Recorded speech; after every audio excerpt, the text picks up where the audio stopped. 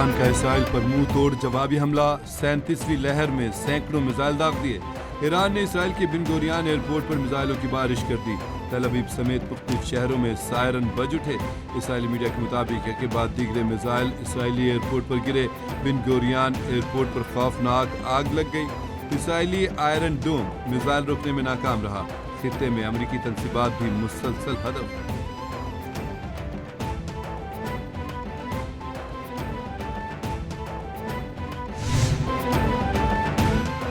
اسرائیل اور امریکہ کی ایران پر جارحیت بار میں روز بھی نہ تھم سکی۔ طیاروں کی ایران پر شدید بمباری۔ عالمی میڈیا کے مطابق تہران، اصفہان، تبریز اور کارک شہر دھماکوں سے گونج اٹھے۔ کرنل سید ابراہیم سمیت 9 افراد جام شہادت نوش کر گئے۔ اسرائیلی طیاروں کی لبنان کی رہائشی عمارت پر بھی بمباری، مزید 10 افراد شہید ہو گئے۔ ایران پر امریکی اور اسرائیلی حملوں نے روسی قونصل خانے کو بھی نہ بخشا۔ روسی قونصل خانے کی عمارت کو نقصان، شیشے ٹوٹ گئے۔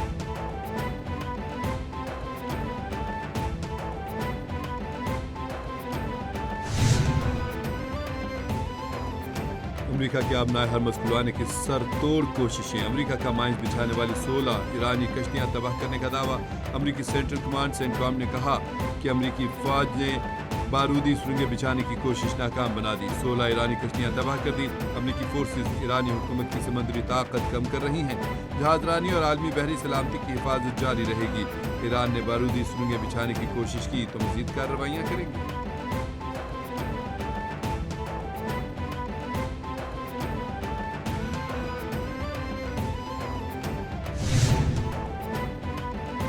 امریکہ کا آبنائے ہرمز سے گزرنے والے جہازوں کی حفاظت کرنے سے انکار۔ امریکی بحریہ نے تجارتی جہازوں کو حفاظت فراہم کرنے کی شپنگ انڈسٹری کی درخواستیں مسترد کر دی۔ امریکی بحریہ نے شپنگ اور تیل کی صنعت کے نمائندوں کو بریفنگ میں واضح کیا کہ فی الحال وہ جہازوں کو فوری حفاظت فراہم کرنے کی پوزیشن میں نہیں ہے۔ اس وقت حملوں کا خطرہ بہت زیادہ ہے، اس لیے بحری جہازوں کو فوجی حفاظت دینا ممکن نہیں۔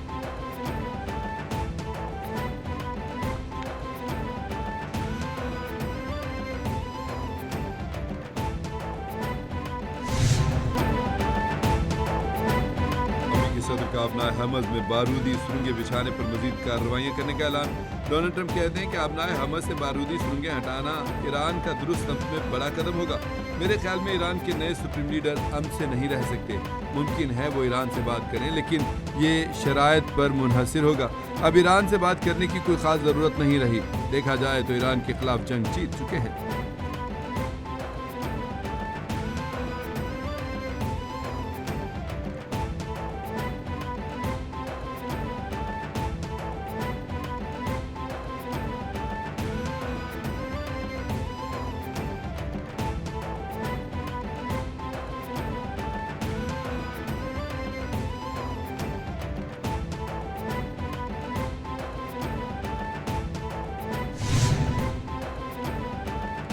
جو کوئی بھی اس بھرم میں ہے کہ ایران کو تباہ کر دے گا وہ تاریخ نہیں جانتا۔ ایران کے صدر مسعود پزشکیان نے کہا کہ ایران 6000 سال پرانی تہذیب کا وارث ہے۔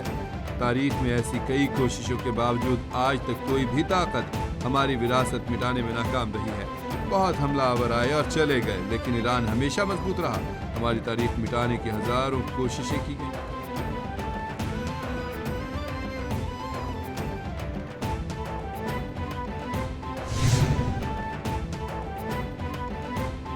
امریکی وزیر خارجہ کا سعودی ہم منصب شہزادہ فیصل بن فرحان سے ٹیلی فونک رابطہ۔ دونوں رہنماؤں نے ایرانی حملوں پر تبادلہ خیال کیا۔ امریکی محکمہ خارجہ کے مطابق وزیر خارجہ مارکو روبیو نے ایران کے سعودی عرب پر جاری حملوں کی مذمت کی۔ دونوں اعلیٰ حکام نے ایرانی حملوں کے دوران سعودی عرب کے دفاع کو مضبوط بنانے پر زور دیا۔ رواں ہفتے سعودی شہر الخرج میں رہائشی علاقے پر پروجیکٹائل گرنے سے 2 افراد ہلاک ہوئے۔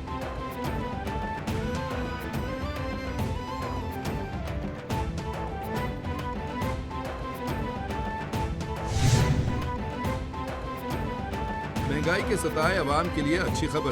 عالمی مارکیٹ میں خام تیل کی قیمتوں میں کمی کے اثرات۔ عوام کو پیٹرولیم مصنوعات کی قیمتوں میں ریلیف ملنے کا امکان۔ آج یا کل پیٹرولیم مصنوعات کی قیمتوں میں 10 سے 15% تک کمی متوقع۔ انٹرنیشنل آئل مارکیٹ میں کروڈ آئل کی قیمتیں کم ہو گئیں۔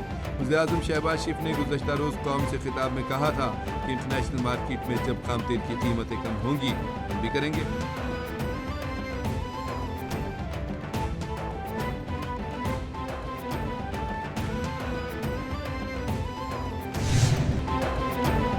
افغان طالبان اور فتنۃ الخارج کے خلاف پاک افواج کی مؤثر جوابی کارروائیاں۔ سیکیورٹی ذرائع کے مطابق پاک فوج نے یوب سیکٹر میں افغان طالبان کی پوسٹ نمبر 2 اور 3 کو نشانہ بنایا۔ بزدل افغان طالبان پوسٹیں اور اسلحہ چھوڑ کر بھاگ گئے۔ پاک فوج نے افغان طالبان کے زیر قبضہ پوزیشنوں سے روسی ساختہ ہیوی گرنیڈ لانچرز قبضے میں لے لیے۔ پاک فوج نے شمالی وزیرستان سے ملحقہ پاک افغان سرحد پر طالبان کی پوسٹ کو نشانہ بنایا۔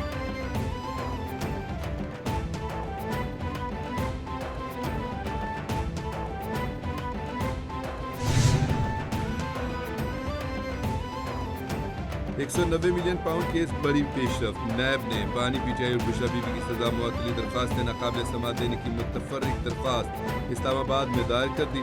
درخواست پر بانی کو نوٹس جاری۔ عدالت نے اسپیشل پراسیکیوٹر نیب پر ₹1 لاکھ جرمانہ عائد کر دیا۔ بانی پی ٹی آئی کے بیرسٹر سلمان صفدر نے سزا معطلی درخواستوں پر عید سے پہلے فیصلہ کرنے کی استدعا کر دی۔ چیف جسٹس محمد سرفراز ٹوگر اور جسٹس محمد آصف نے سماعت۔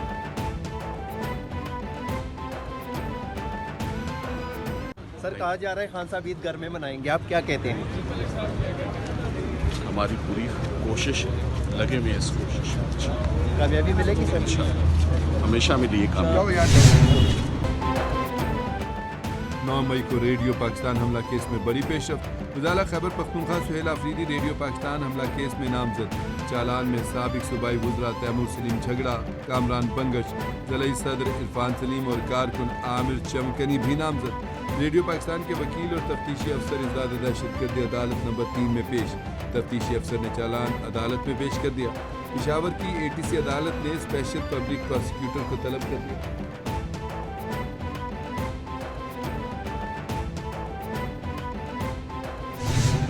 پچھلے سال جو ہم نے ایک جنگ لڑی اور مارکہ حق جو ہے اس میں ہم نے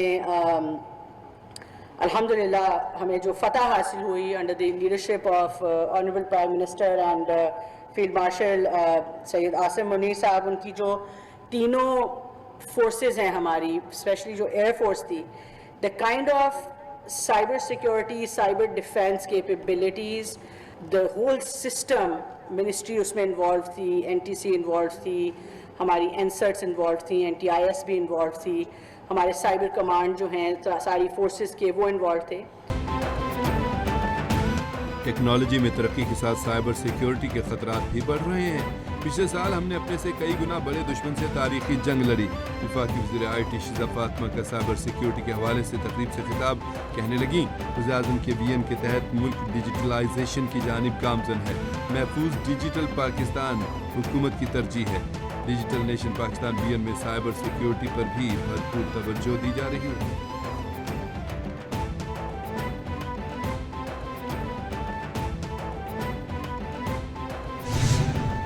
یوم القدس ریلی کے سلسلے میں تمام جو تنظیمیں ہیں علماء کرام سے میٹنگ ہوئی تھی، جس میں 2-3 ایشوز آئے تھے سامنے۔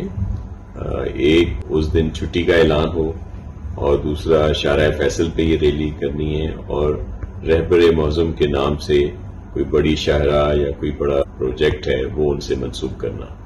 تو چھٹی کا اناؤنسمنٹ CM صاحب نے کر دی ہے، اور بڑا جو ایک کوئی شاہراہ یا بڑا پروجیکٹ جو ہے وہ رہبر معظم کے نام سے بھی انشاءاللہ منسوب کر دی جائے گی۔ سندھ حکومت کا جمعۃ الوداع کے موقع پر عام تعطیل کا اعلان۔ وزیر بلدیات سندھ ناصر حسین شاہ کا یوم قدس کے موقع پر ویڈیو بیان، کہا صوبائی حکومت نے جمعۃ الوداع کے روز عام تعطیل کا اعلان کر دیا ہے۔ کراچی کی ایک شاہراہ کو رہبر آیت اللہ علی خامنائی کے نام سے منسوب کیا جائے گا۔ جمعۃ الوداع پر شاہراہ فیصل پر عدالتی احکامات کے پیش نظر ریلی نکالنے کی اجازت نہیں دی جا سکتی۔ تمام تنظیمیں اپنے روایتی روٹ پر ریلی نکالیں۔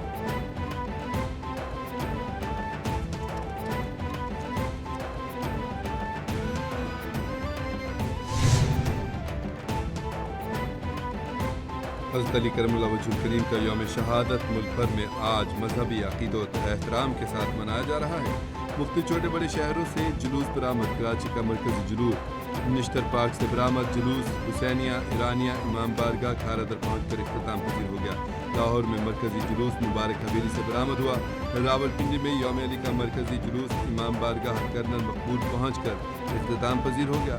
پشاور میں یوم علی کا جلوس امام بارگاہ سید عالم شاہ پر اختتام پذیر۔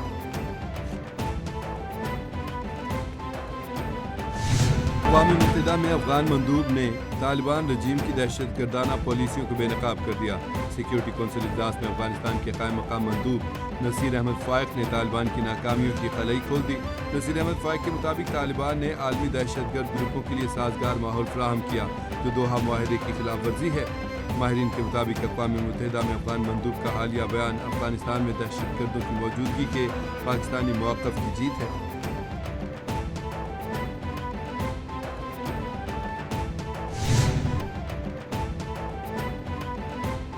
پاکستان اور بنگلہ دیش کے درمیان 3 میچوں پر مشتمل پہلا ون ڈے ڈھاکہ میں کھیلا جا رہا ہے۔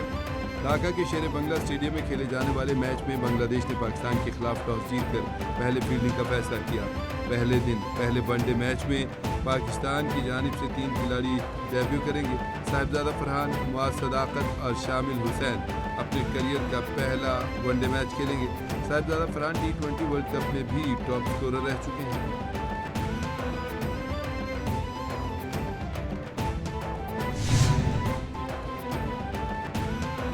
اور جڑواں شہروں میں بارش نے رنگ جما دیا۔ راولپنڈی اور گردرواہ میں کہیں تیز تو کہیں ہلکی بارش، موسم خوشگوار ہو گیا۔ بارش سے گرمی کا زور ٹوٹ گیا، سردی کی شدت میں اضافہ ہو گیا۔